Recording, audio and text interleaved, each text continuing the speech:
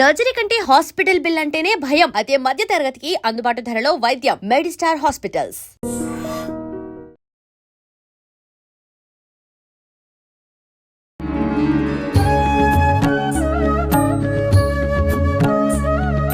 నమస్తే అమ్మా. నమస్తే అమ్మా.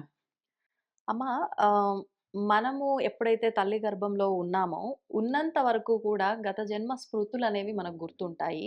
అసలు భగవంతుడు మళ్ళీ మనకి జన్మనిస్తున్నాడు అనంటే, ఆ జన్మలో చేసిన పాప పుణ్యాల రాశి ఏదైతే ఉందో, దాన్ని ఈక్వల్‌గా మొత్తానికి తగ్గించుకొని మోక్షం పొందటమో, ముక్తిని పొందటమో, హ్మ్. ఏదో ఒకటి చేసుకోవడానికని చెప్పి చెప్తూ ఉంటారు. హ్మ్. మరి భూమి పైన పడ్డ మరుక్షణము అసలు అవన్నీ ఏమి గుర్తుండవు. కాస్త మళ్ళీ ఈ కొత్త జీవితం ఏదైతే ఉందో దీనికి సంబంధించిన ఆలోచనలు, దీనికి సంబంధించిన వ్యయ ప్రయాసలు ఇవన్నీ, అంటే నేను ఎంత రాయల్‌గా బతకాలి, లేకపోతే నేను ఎంత గౌరవంగా బతకాలి, ఇక్కడ నాకు నేను మళ్ళీ కొన్ని క్రియేట్ చేసుకుంటా. కానీ దాన్ని వదిలేస్తా. అంటే ఈ క్రియేట్ చేస్తున్నప్పుడే కొంతమందికి గత జన్మయి గుర్తొచ్చాయి అని చెప్పి మనం వార్తల్లో విన్నాము. కొంతమందికి, ఒకరిద్దరికి మాత్రమే మనం ఇప్పటివరకు విన్నది. అలా నిజంగా ఎందుకు గుర్తొస్తాయి? మరి గుర్తొచ్చే అవకాశం ఉండి మన పర్పసే అదైనప్పుడు అందరము ఎందుకు మర్చిపోతున్నాం? పుట్టేటప్పుడు ఒక లోపల ప్లసెంటా అని గర్భంలో ఒక సంచి లాంటిది ఉంటుంది. అవును. దానిని మన ఇంగ్లీష్‌లో ప్లసెంటా అంటాం గనక అందరికీ అర్థమవుతుంది. ముందర ఆ పదం వాడా. హ్మ్. దానిని మాయ అంటారు తెలుగులో. హ్మ్. మాయలోంచి పుడుతున్నాం. అయిపోయింది అక్కడ మాయలో అంతా మాయ కమ్మేసింది. జీవి ఒకసారి ఒక గర్భంలోకి చేరంగానే పూర్తిగా మాయ చుట్టుముట్టేసింది. హ్మ్. ఆ మాయలోనే పెరిగాడు. మాయలోనే పెరిగినటువంటి జీవి తల్లి గర్భం నుంచి బయటకొచ్చాడు. అవును. మాయలోంచి వచ్చేసరికి ఇక పాతవేమీ గుర్తుండవు. అంతే. అంతా మళ్ళీ కొత్తగా ఎక్కడో ఉంటది. కొద్దిమందికి గుర్తుంటుంది అంటారు. ఆ హ్మ్. కొద్దిమంది ఉన్నట్టుండి ఉలిక్కి పడటం, ఉన్నట్టుండి ఏడవటం, హ్మ్. ఉన్నట్టుండి నవ్వటం హ్మ్. అకారణంగా. అవును. ఆ పిల్లలు అలా చేస్తూ ఉంటారు అప్పుడప్పుడు. అవును. అవును. అవి కూడా నెమ్మది నెమ్మదిగా ఈ తల్లి, ఈ తండ్రి, ఈ కుటుంబం, ఈ చుట్టుపక్కల వాళ్ళు ఇవన్నీ తెలుసుకున్నాక అవసలు తర్వాత గుర్తే రావు. హ్మ్. అంటే ఆ మాయ అనేది అంత బలీయమైనది, మరిపించేస్తుంది. బలమైంది. ఓహ్! ఒక అంటే మొత్తానికి మూలం ఈ మర్చిపోవడానికి మాయ. మా మా మాయే కదా అంతా మాయ. ఆ! ఈ జగమంతా మాయ. జగమే మాయ అని చెప్పారా? అవును. అవునా? హ్మ్. ఇదంతా మాయ. మాయలోకెళ్ళిపోయాం. ఓకే. మాయలో పడి హ్మ్. బయటకొచ్చాం. హ్మ్. బయటకొచ్చాక ఇక పాతది ఏముందో తెలీదు. హ్మ్. అసలు మనం కిందటి జన్మలో ఏమి ఎవరం అనేది తెలీదు. హ్మ్. కాకపోతే లోపల ఉన్నటువంటి ఆత్మకి తెలుసు. అది మరి పాత పాపాలు మూటలు, పుణ్యాల మూటలు మోసుకొస్తూ ఉంటుంది. కనుక మన వెనకాల అప్పులు, ఆస్తులు ఇలా ఉన్నాయి. పాత జన్మ నుంచి మనం ఆ బరువు మోస్తూనే ఉన్నాం. తెచ్చుకున్నటువంటివి. హ్మ్. చెప్పాం కదా! ప్రారంధం తప్పనిసరిగా అనుభవించి తీరాల్సిందే. ఆ! అవి మన దగ్గర ఉంటాయి. హ్మ్. అలాగే ఈ వెనకాల నుంచి వచ్చినవి ఉంటాయి. ఇప్పుడు చేసుకునేవి ఉంటాయి. అవును. ఆగామి. అవును. ఇవి ఉంటాయి. సంచితం. హ్మ్. అంటే పాత జన్మల్లోంచి మిగిల్చి తెచ్చుకున్నవి. హ్మ్. ఇవన్నీ ఉన్నాయి. ఇవన్నీ ఎంత ఇది ఖచ్చితంగా ఉంటుందంటే దుర్యోధనుడు వాళ్ళు 100 మంది పిల్లలు. ధృతరాష్ట్రుడికి 100 మంది పిల్లలు పుట్టారు. ఈ ధృతరాష్ట్రుడి భార్య గాంధారి హ్మ్. చిన్నప్పుడు శివునికి నుంచి తపస్సు చేసి 100 మంది పిల్లలు కొడుకులే పిల్లలు గాదు. 100 మంది కొడుకులు గావాలని వరం పొందింది. హ్మ్. ఎప్పుడైతే భీష్ముడికి తెలుసుకున్నాడో హ్మ్. అసలే ధృతరాష్ట్రుడు కనులేనివాడు. వీడికి 100 మంది కొడుకులుంటే ఎంత అండ. అవును. కనుక వీడికి ఆ 100 మంది కొడుకుల్ని కనగలే స్త్రీని తీసుకొచ్చి పెళ్లి చేయాలి ఆ! అని వెళ్ళి వాళ్ళనెళ్లి అడిగాడు. గాంధార రాజుకి దగ్గరికెళ్ళి మీ గాంధారిని మా ధృతరాష్ట్రుడికి ఇవ్వమని అడిగాడు. హ్మ్. అడిగేసరికి ఆవిడకి ఒక వైధవ్య దోషం ఉంది. కనుక ఆవిడకి ముందర ఒక పొటేలుతో వివాహం చేసి, ఆ పొటేలుని నరికి చంపేసి, ఆ హ్మ్. వైధవ్య దోషం అక్కడ పోయింది. పొట్టేలుతో గూడా చేసేవారా అమ్మ? అక్కడ చేశారు. ఆహా! చేసి ఆ వైధవ్య దోషం తొలగిపోయాక ధృతరాష్ట్రుడికిచ్చి పెళ్లి చేశారు. హ్మ్. పెళ్లి చేస్తే నూరుగురు పుత్రులు పుట్టారు కదా! ఆ! సరే రకరకాల విశేషాలు మధ్యలోపు ఎలా పుట్టారు ఏంటనేది. అవును. మొత్తానికి నూరుగురు పుత్రులు పుట్టారు. ఈ నూరుగురు పుత్రులు కురుక్షేత్ర యుద్ధంలో చనిపోయారు. హ్మ్. దాదాపుగా ఒక్కసారే చనిపోయారు అందరూ. అవును. అవును. ధృతరాష్ట్రుడు ఏడుస్తూ ఉంటాడు. హ్మ్. కృష్ణుడొచ్చి వీళ్ళందరూ యుద్ధం అయిపోయాక పాండవులు, కృష్ణుడు వచ్చి ఓదారుస్తారు. హ్మ్. ఓదారుస్తారు. అప్పుడే కృష్ణుడిని అడుగుతాడు. "అసలు నాకింత పుత్రశోకం ఎందుకు పెట్టావు? హ్మ్. ఇలా నూరుగురు కొడుకులంటే నువ్వు ఒకప్పుడు ఒకరికి నూరుగురు పుత్రుల శోకాన్నిచ్చావు ఆ! ఒక జన్మలో. ఓకే. నా భుక్తం క్షీయతే కర్మ కల్పకోటి శతైరపి. హ్మ్. అవశ్యమనుభోక్తవ్యం కృతం కర్మ శుభాశుభం" అంటుంది శాస్త్రం. ఆ! అదేంటి శతకోటి కల్పాలైనా కూడా ఆ పాపం క్షీణించదుట. ఓహో!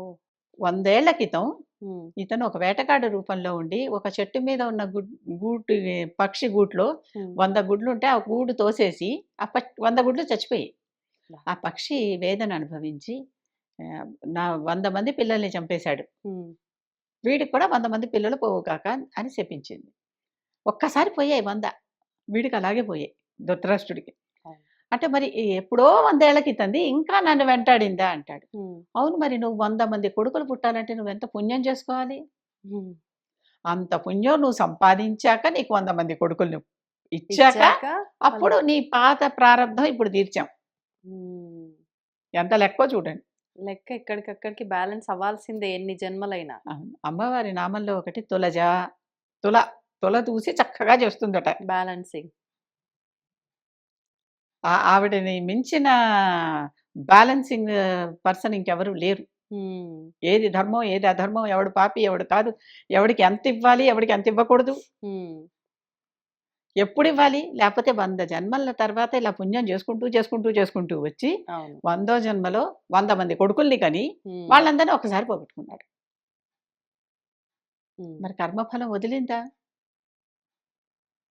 ఒకసారి విష్ణుమూర్తి ఆహ్, రాక్షసుల్ని వెంటాడుతూ వెళ్ళాడు. హ్మ్. వాళ్ళందరూ రాక్షసులు పోయి భృగు మహర్షి ఆశ్రమంలో దాక్కున్నాడు. హ్మ్. దాక్కుంటే భృగు మహర్షి లేడు ఆశ్రమంలో. ఆ! భృగు పత్నే అయ్యో! ఎవరో వచ్చారు పాపం రక్ష రక్ష అన్నారు కూర్చోమంది. ఆ! ఇతనొచ్చాడు. వాళ్ళని బయటికి పంపించే చంపాలన్నాడు విష్ణుమూర్తి. హ్మ్. లేదు నేను ఇవ్వను. అదేంటి నేను రక్ష ఇచ్చేసాను. హ్మ్. నా మాట కూడా చెల్లుబాటు కావాలి గదా! అవును. మా ఆయనొచ్చాక ఏమన్నా మాట్లాడుకో నేను ఇవ్వనంది. ఆ! అలా కాదు వాళ్ళని బయటికి పంపించి నేను వధించాలన్నాడు. నన్ను చంపి కావాలంటే వాళ్ళు నా మించి వాళ్ళ దగ్గరికెళ్ళంటామే అలా అన్నదావిడ. హ్మ్. అనేసరికి భృగుపత్నిని తల నరికేసి వెళ్ళి ఆ రాక్షసుల్ని చంపేశాడు. భృగు వచ్చాడు. ఆ! నన్ను నా భార్యకి దూరం చేసేసావు కదా! భార్యాభర్తలు విడగొట్టేసావు కదా! ఈ భార్య వియోగం నువ్వు అనుభవిస్తావన్నాడు. హ్మ్. తప్పనిసరిగా అనుభవిస్తానయ్యా! ఒక పుణ్యకార్యం కోసం ఇది చేయాల్సొచ్చింది. హ్మ్. హ్మ్. అందుకే రాజ్యాంతే నరకం ధ్రువం ఒప్పులు చేయడానికి తప్పులు చేయాల్సొస్తుంది. అవును. తప్పనిసరిగా రామావతారంలో భార్య వియోగాన్ని అనుభవిస్తా అన్నాడు. అంటే మంచి కోసం మనం ఏదన్నా చేసినా కూడా అధర్మం తప్పు తప్పే. చేసినా తప్పు తప్పే. శిక్ష. ఇప్పుడు అదేగా వాల్మీకి ఏం చేశాడు? కుటుంబ పోషణ కోసం అవును. దారి దొంగతనాలు చేశాడు. అవును. కనుక రాముడు రూపంలో హ్మ్. విష్ణుమూర్తి హ్మ్. భార్య వియోగాన్ని అనుభవించాడు. ఓహో! భార్య వియోగాన్ని ఇంకెక్కడ అనుభవించా. అనుభవించలా. ఆ! ఇక్కడ అనుభవించాడు. అంతేకాదు రాముడు రూపంలో వాలిని చెట్టు వెనక నుంచి బాణంతో కొట్టాడు. అవును. కొట్టాడా? కొట్టాడు. కొట్టాక ఆహ్, ఇ మొత్తం అక్కడితో సమాప్తం దుష్ట అవతారం. సంహారం కోసం చేశాను. హ్మ్. నువ్వు తప్పు చేసి మీ తమ్ముడు భార్యని ఎత్తుకొచ్చావు. హ్మ్. అక్కడ నా భార్యని ఒకడు ఎత్తుకెళ్ళిపోయాడు కనుక ఆ కష్టం నాకు తెలుసు. హ్మ్. కనుక మేమిద్దరం ఈ విషయంలో సహచరులం, అవును. మిత్రులం. నా కష్టం తెలుసు కనుక నిన్ను కొట్టాను. హ్మ్. కొట్టగలిగే శక్తి నాకుంది. నువ్వు తప్పు చేసావు గనక నువ్వు వధింపబడ్డావు. హ్మ్. తప్పంటావా? అనుభవిస్తాం హ్మ్. మళ్ళీ. హ్మ్. కృష్ణుడి కాలంలో ఈ వాలే ఒక బోయవాడి రూపంలో వచ్చి ఆ! కాలు పైకి పెట్టి కూర్చుంటే ఎక్కడో చెట్ల బాటుల నుంచి చూసి ఈ వేలును కొట్టాడు. ప్రాణం వదిలేశాడు. ఆ! అయిందా? లెక్క అంటే సరిపోయింది. రాముడికి, కృష్ణుడికే వదల్లేదు. తప్పలేదు. మనమనంగా ఎంత? అవును. కనుక తప్పనిసరిగా ఇవి పునర్జన్మలో ఉన్నటువంటివన్నీ పాతవి మనకు గుర్తున్నా, గుర్తు లేకపోయినా హ్మ్. అనుభవించి తీరవలసిందే. ఓకే. కాబట్టి ఏం చేశాము, ఎంత పాపముందో, ఎంత పుణ్యముందో మనకు తెలియకపోవచ్చు. అందుకని గుర్తులేదు. ప్రస్తుతం పుణ్యం చేసుకుంటూ పో. హ్మ్. ప్రస్తుతం పుణ్యం చేసుకుంటూ పో. ప్రస్తుతం ధర్మం చేసుకుంటూ పో. హ్మ్. ఆ భారం తగ్గుతుంది. అంతే.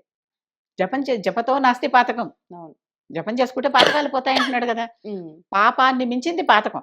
ఆ! ఆ పాతకం పోతోందంటే జపం చేయి, జపం చేయి, జపం చేయి, జపం చేయి. అంతే. అంతే. ఇదొక్కటే మన చేతుల్లో భజ ఉంది. గోవిందం, భజ గోవిందం, భజ గోవిందం మూఢమతే. మిగిలినవన్నీ మూఢులారా అన్నీ వదిలిపెట్టేయండి. గోవిందుడిని భజించండి అన్నాడు శంకరుడు. హ్మ్. ఆదిశంకరుడు. అంతే. అంతే. నమస్తే అమ్మా. అమ్మ ఈ మధ్య కాలంలో ప్రతి ఒక్క కదలికకి అది మంచైనా, చెడైనా ఏదైనా గూడా జాతకం అనేది మస్ట్.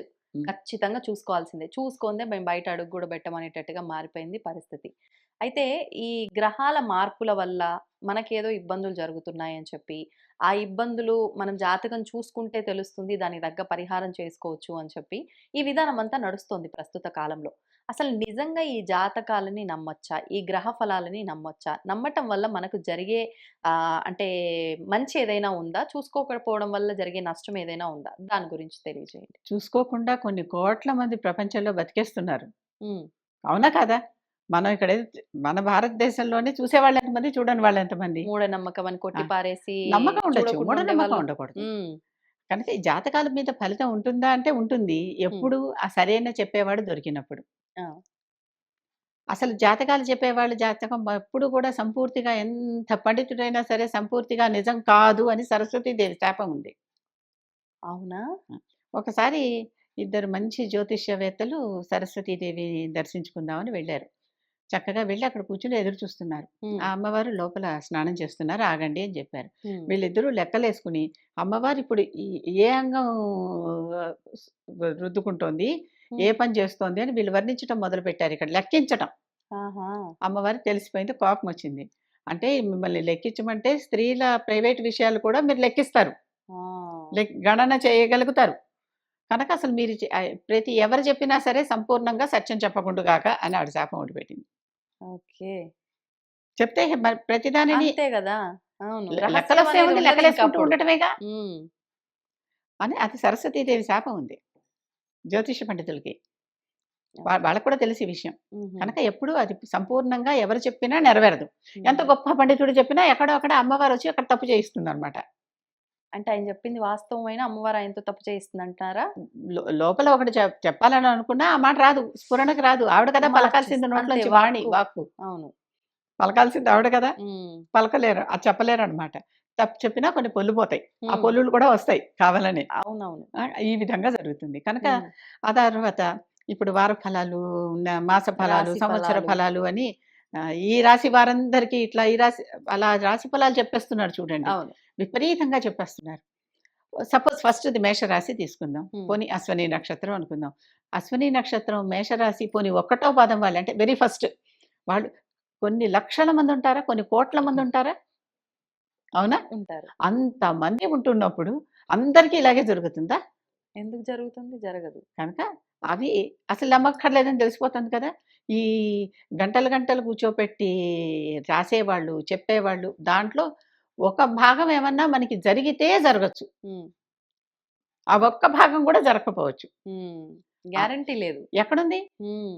అన్ని లక్షల మందికి ఇప్పుడు మీకివాళ ఒక మంచి జరుగుతుంది అని ఎవరో చెప్పారు అనుకుందాం. అంటే వేగ్గానే చెప్తున్నా నేను గూడా. హ్మ్. పర్టిక్యులర్‌గా చెప్పట్ల. ఆ మంచి జరుగుతుందంటే ఒకడికి అసలు ఆ రోజు వాళ్ళకి ఏమి జరగకపోవచ్చు కదా! అవును. అలాంటి వాళ్ళు ఉంటారు. మనం గమనిస్తే కూడా. చెక్ ఉంటారు. చేసుకోవచ్చు. ఉంటారు. ఎందుకంటే ఇది స్టడీ చేసి నిర్ధారించినటువంటి విషయం కాదు. ఆ గ్రహం అక్కడ ఉన్నప్పుడు ఇలా జరుగుతుంది అనే ఫలితాన్ని వాళ్ళు హ్మ్. చెప్తున్నారు. హ్మ్. అది అందరికీ వర్తిస్తుందా అంటే, ఆ తర్వాత మనం జన్మ నక్షత్రం, జన్మ సమయం అంత ఖచ్చితంగా లెక్కగట్టి చెప్పేవాళ్ళెవరు? హ్మ్. శీర్షోదయం అయినప్పుడు లెక్క పెట్టాలి. ఆ సమయం అదే సమయం. ఓకే. సరిగ్గా సెకన్లతో సహా. హ్మ్. ఎంతమంది గడియారాలు కరెక్ట్‌గా ఐఎస్‌టీతో ఉన్నాయి? మొన్నేదో మెడిటేషన్ కూర్చోకపోతే అక్కడ వాళ్ళు వేసిన టైంకి, మా ఇంట్లో గడియారం టైంకి 1 ½ మినిట్ నాకు తేడా వచ్చింది. హ్మ్. అంటే మామూలుగా 1 ½ నిమిషంలో ఏం కొంపలు మునిగిపోవు. అవును. అవును. కానీ జాతకం రాసే వాళ్ళకి అంత పర్టిక్యులర్‌గా కావాలి కదా! కావాలి. అంటే ఇలా అంటారు గదమ్మా! ఆ 1 అవర్ వరకు ఏమి మారదు. ఈ అవర్ నుంచి ఈ అవర్ వరకు ఉన్నా సేమే వర్తిస్తుంది జాతకరీత్యా అలా కొన్ని అయితే కొన్ని కౌలు గ్రహాల పిల్లలు ఇద్దరి మార్పులు. జాతకాలు ఒకేలాగా ఉండాలిగా మారుతున్నాయెందుకు? లాజికే గదా! చూస్తూనే ఉన్నాంగా. అవును. అవును. అదే సమయంలో ఒక కుక్కకంటుంది. ఒక మనిషికి అంటాడు. హ్మ్. ఒకే సమయంలో. ఒకే అవును. సమయంలో. అవును. అది చతుష్పాత్ ఎందుకయింది? అంటే జంతువు 4 కాళ్ళు. ఎందుకయింది? వీడు హ్మ్. మనిషి ఎందుకయ్యాడు? హ్మ్. ఓకే. కనుక హ్మ్. అవన్నీ అనుకునే మాటలే. ఆ! అంటే మనం కావు అనేటటువంటి ఉదాహరణలు కంటికే కనిపిస్తూ ఉంటాయి. కనిపిస్తున్నాయి. కౌల మరి అంటే పిల్లలిద్దరూ ఒకేలాగా అవును అని ఉంటారని చెప్పడానికి గూడా కొన్ని కొన్ని ఇలాంటి ఉదాహరణలు ఉంటాయి ఉంటాయి. గదమ్మా! హ్మ్. అలా ఇలాంటి హైపోథెసిస్ మీద నడిపించలేం కదా రీసెర్చ్‌ని. హ్మ్. హ్మ్. ఇలాంటి హైపోథెసిస్ మీద నడిపించలేం గదా! అవును. అంటే మనం ఊహిస్తున్నాం. హ్మ్. ఊహ మీద నడిపించలేం గదా! నడిపించలేం. కనుక జరుగుతాయి, వాస్తవాలు కావాలి.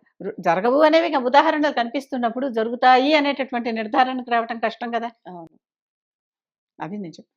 ఉమ్, కనుక ఒక్క ఉదాహరణ చాలు కదా అది కాదు అని నిరూపించటానికి. ఉమ్, ఒక్క ఉదాహరణ చాలదు అవును అని నిరూపించటానికి. అవును. కనుక జాతకాలు, రాశి ఫలాలు మీద మనిషి నడుస్తాడంటే నడుస్తాడు. మన చుట్టూ ఖగోళంలో ఇన్ని ఉన్నాయి. అన్నిటి కాంతి కిరణాలు మన మీద పడుతున్నాయి. ఇప్పుడు ఒకసారి లైట్ కాంతి ఎక్కువైతే మనం కళ్ళు చిట్లిస్తున్నాం. తక్కువైతే ఇంకో రకంగా చిట్లిస్తాం.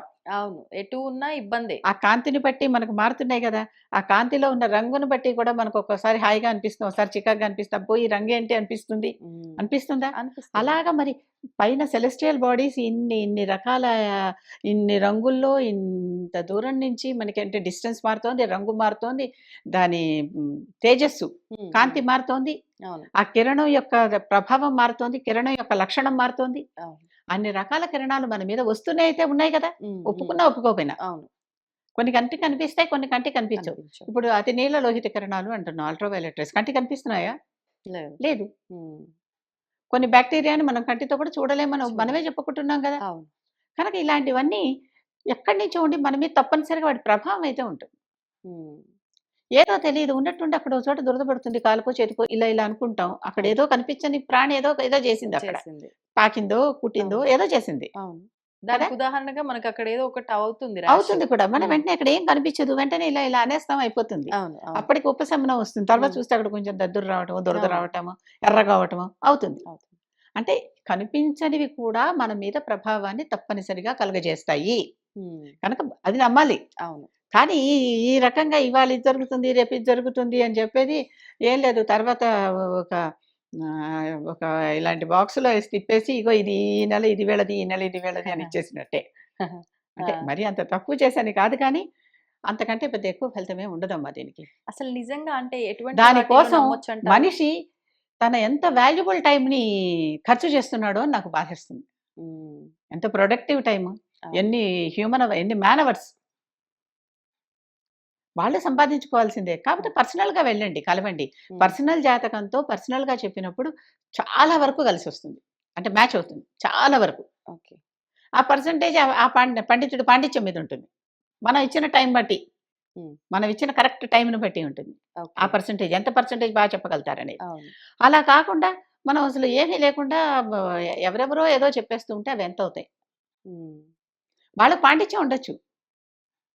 నేను దాన్ని శంకించటంలా. అది మనకి ఎంత అప్లై అంతే. అవుతుంది. సూట్ అవుతుందా లేదా నీకు అది అది చూసుకోవాలి. తప్పనిసరిగా. హ్మ్. అంతేగాని గంటలు గంటలు, నెలలు నెలలు హ్యూమన్ అవర్స్ వీటి మీద ఖర్చు పెట్టడం అనేది కొంచెం మూఢనమ్మకమే.